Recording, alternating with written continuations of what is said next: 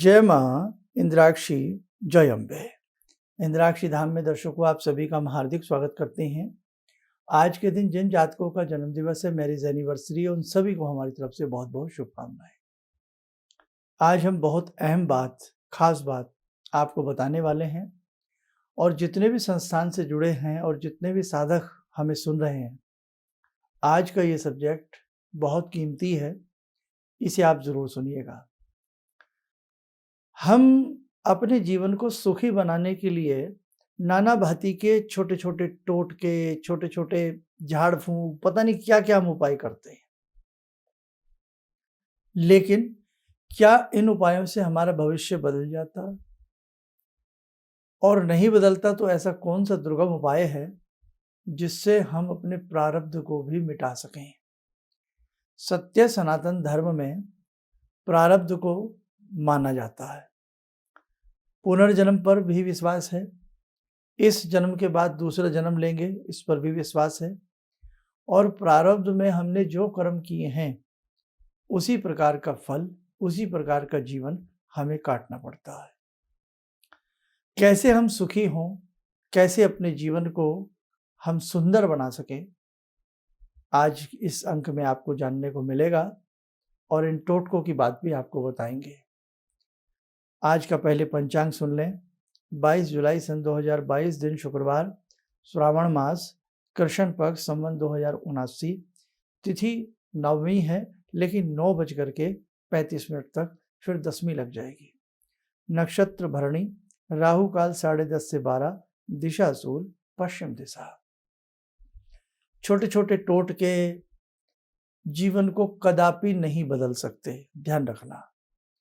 ये छोटे छोटे टोटके हो गए, छोटे छोटे उपाय हो गए, ये केवल हमें रिलीफ दे सकते हैं, हल्का हल्का रिलीफ दे सकते हैं, टेम्परेरी रिलीफ हमें मिल सकता है, लेकिन परमानेंट रिलीफ चाहते हो, जीवन को सुखी बनाना चाहते हो, तो मैं आज आपको एक चीज बता रहा हूं, आपकी मंत्र साधना।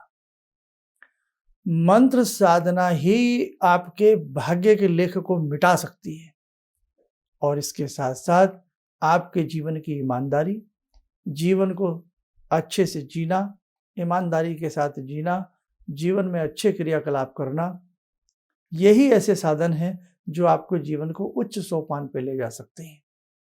आप सोचो कि मैं खूब मंत्र पढ़ूं, खूब टोटके करूं और दब के बेईमानी करूं, आपका उद्धार हो सकता है? कदापि नहीं।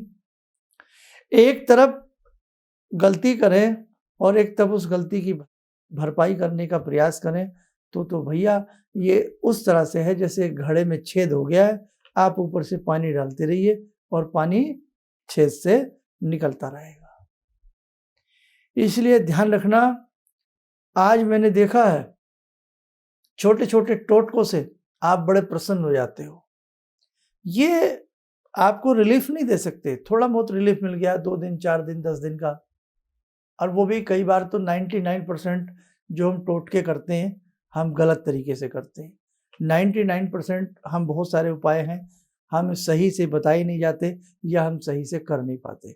2-4-5% ही ऐसे ये छोटे छोटे टोटके उपाय होते हैं जो सही हैं, अन्यथा तो मैंने देखा है ज़्यादातर तुक्काफिकेशन सी होती है, तुक्का लग गया और नहीं लगा तो नहीं लगा। आपके गुरु से दीक्षा लेना, यानी कि अपने गुरु से दीक्षा लेकर के उस मंत्र को पढ़ना, कहीं से भी आप दीक्षा लें, गुरु के मंत्र को अच्छे से पढ़ना या किसी विद्वान से कोई मंत्र लेकर के उसकी साधना करना, हम आपको विश्वास दिलाते हैं आपके जीवन में परमानेंट रोशनी आएगी, आपके जीवन में बदलाव आएगा। लेकिन जो प्रारब्ध के कर्म हैं वो भी आपकी साधना जब तक काटेगी नहीं तब तक आपको लगे, कई बार आपको लगता है ना कि इतने साल हो गए पूजा करते हुए, ऐसा हो गया लेकिन कुछ भी नहीं हो रहा, तो आप नर्वस मत होइए, करते रहिए। ये समझ लीजिए जो पुराना कर्ज है वो आपकी साधना उतार रही है, जो प्रारब्ध के पुराने मैल हैं वो आपकी साधना धो रही है, और एकदम सुंदर समय आएगा, आपके जीवन में आनंद आ जाएगा। है तो कभी भी ऐसा मत सोचना। हाँ, कई बार आपको साधना का तरीका नहीं पता, सही तरीके से मंत्र आपके पास नहीं है, अशुद्ध मंत्र आप पढ़ रहे हैं, तो नुकसान तो नहीं होगा, लेकिन फ़ायदा भी नहीं होगा।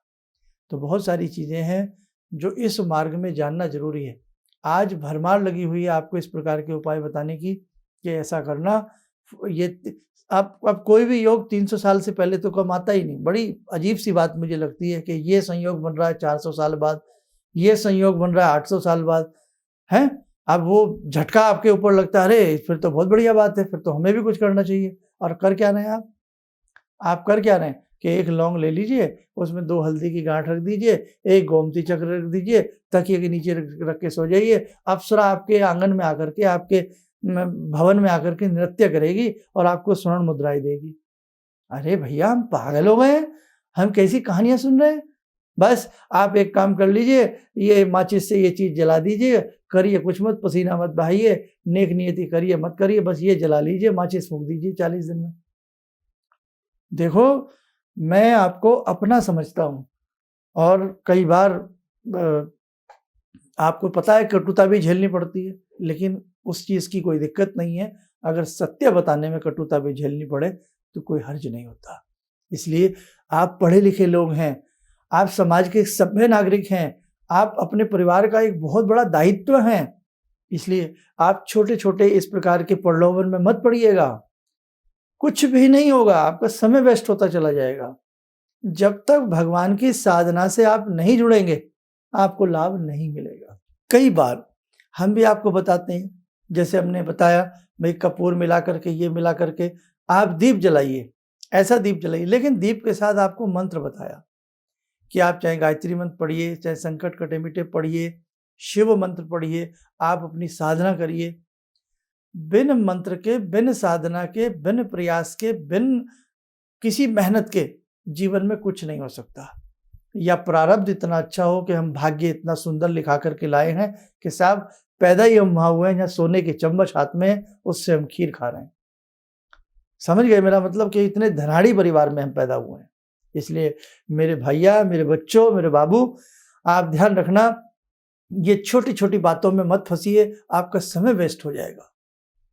बड़ा करिए, बड़ा सोचिए, अच्छा करिए, तब आपके जीवन में परिवर्तन होना तय है।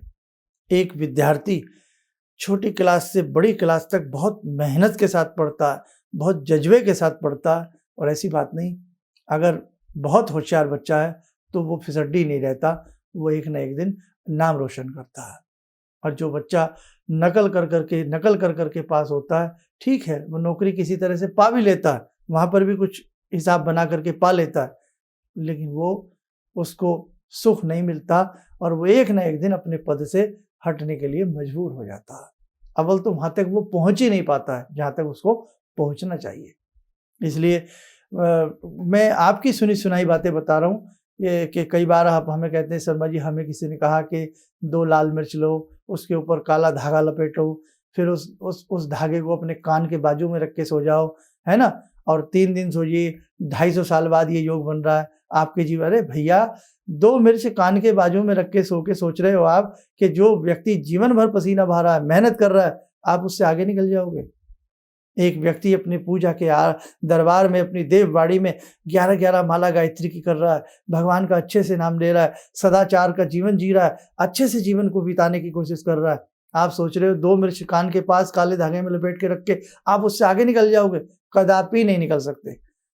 अगर वो व्यक्ति जो साधक है आज परेशान है, लेकिन आने वाला कल उसका बहुत शानदार होगा ही होगा। शरीर के ऊपर दीमक जम जाती थी पूजा करते समय, शरीर के ऊपर मिट्टी जम जाती थी पूजा करते समय, जंगलों में कंदराओं में रह करके वस्त्र फट जाया करते थे और व्यक्ति कंदमूल खा करके अपनी पूजाओं को, अपनी भक्ति को आगे बढ़ाता था। जिन्होंने दुर्गा सप्तशती पढ़ी हो, उन्होंने वैश्य और समाधि को देखा हो कि किस प्रकार से अपने रक्त से प्रोक्षण करके मृतिका की मिट्टी बनाई, मृतिका की यानी कि मूर्ति बनाई देवी की, और कैसे कैसे उन्होंने साधना की। उस जमाने में हजारों वर्ष पूर्व की बात, 3 वर्ष के बाद भगवती ने उन्हें दर्शन दिए।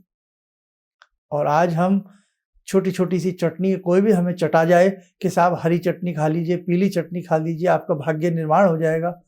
हमें सोचना चाहिए हम क्या करने जा रहे हैं।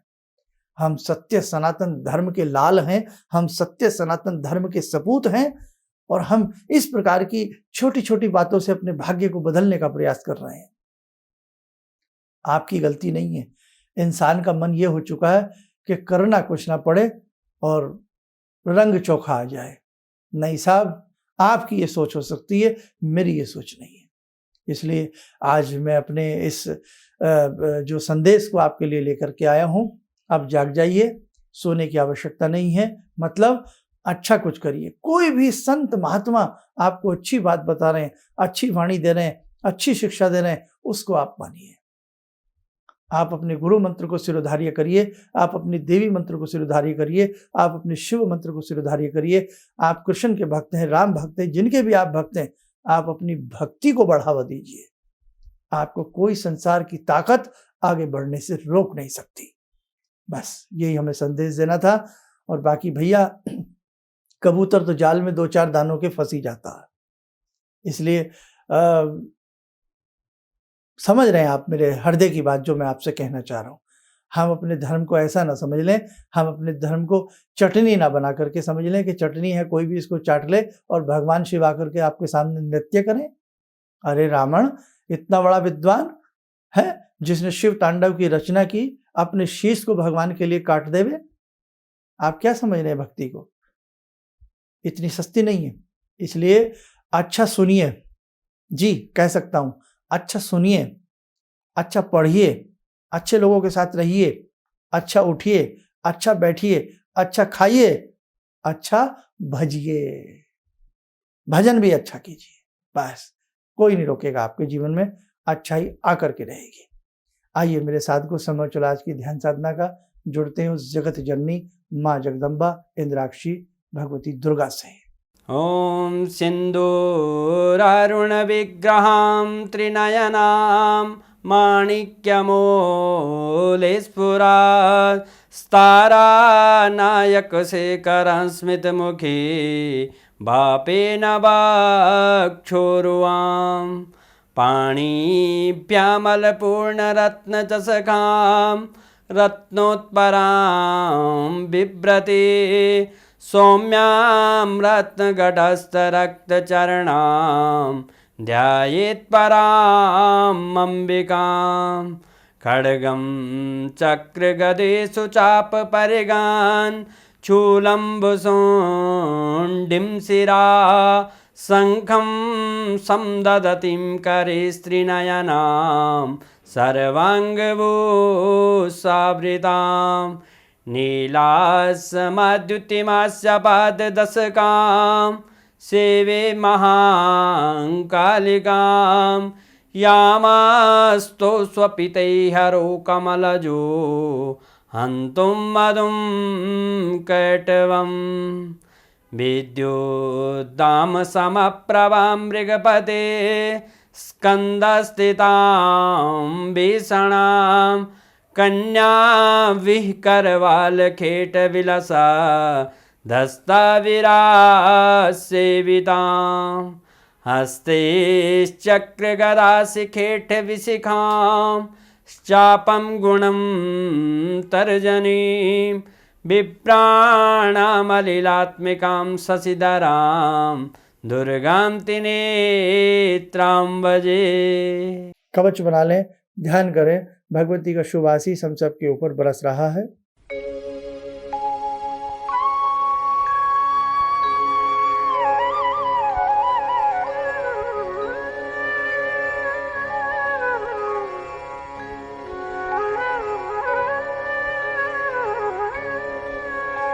ओम बोलते हुए नेत्र खोलें, सामान्य हो जाए। देखो मेरे साथियों, बहुत सारी चीजें हैं जो आपको हमें मिलकर के करनी है ना। और हमने आपको बता ही दिया था कि 8 अगस्त का कार्यक्रम है, सावन का अंतिम सोमवार है। उसमें आप अपने घर में बैठकर ही लाइव पूजन करना। आप देखो आ गई ना बात। हम आपको कोई टोटके वोटके नहीं दे रहे हैं, हम आपसे पूजन करवाएंगे। बाकायदा आप रुद्राभिषेक करेंगे, है ना। ब्राह्मण वहां से मंत्र पढ़ेंगे और आप अपने घर में रुद्राभिषेक करेंगे। इसलिए जो आपके नाती संबंधी रिश्तेदार हों सबको बोल दीजिएगा 8 अगस्त को आप जुड़िए इंद्राक्षी धाम के साथ और विशेष प्रकार से भगवान शंभू का पूजन करें। बहुत कुछ ईश्वर की कृपा से आपको प्राप्त होगा। पूरा प्रोसीजर एक वीडियो अलग से बनाने वाला हूँ 1-2 रोज में, उसमें सारा कुछ आपको पता लग जाएगा। आप स्वस्थ रहें, सुखी रहें। इन्हीं शुभकामनाओं के साथ हम अपनी वाणी को विराम देते हैं। जय जय अम्बे। मेरी बहुत दिन से दिली इच्छा थी कि आप जैसे कोई मुझे धर्मात्मा पर महापुरुष मिलें और मैं वहाँ जाके जुड़ के और देश समाज से के लिए कुछ कर पाऊँ। कई चीज़ें हैं समाज में, समाज सेवा में भी मन में वो शांति नहीं मिली, जैसे आप समझ सकते हैं कि बहुत सारी गड़बड़ियाँ भी रहती हैं। आज का अनुभव यही है कि मुझे आस लगता है कहीं सही रास्ता मिल गया है, सही मंजिल मिल गई है। जो मैं करना चाहती थी शायद अब मैं कर पाऊँगी। किसी भी समस्या के समाधान के लिए मिले प्रसिद्ध हस्तरेखा एवं वास्तु विशेषज्ञ प्रोफेसर धर्मेंद्र शर्मा जी से। नोट: शिविर में भाग लेने हेतु एवं व्यक्तिगत रूप से मिलने के लिए कॉल करने का समय सुबह 10 बजे से शाम 6 बजे तक। हमारे विभिन्न ज्ञानवर्धक कार्यक्रम देखने के लिए आप हमें अभी सब्सक्राइब करें, बेल आइकन को प्रेस करें ताकि आप देख सकें हमारा कार्यक्रम सबसे पहले। और अधिक जानकारी के लिए फेसबुक पेज को लाइक करना न भूलें।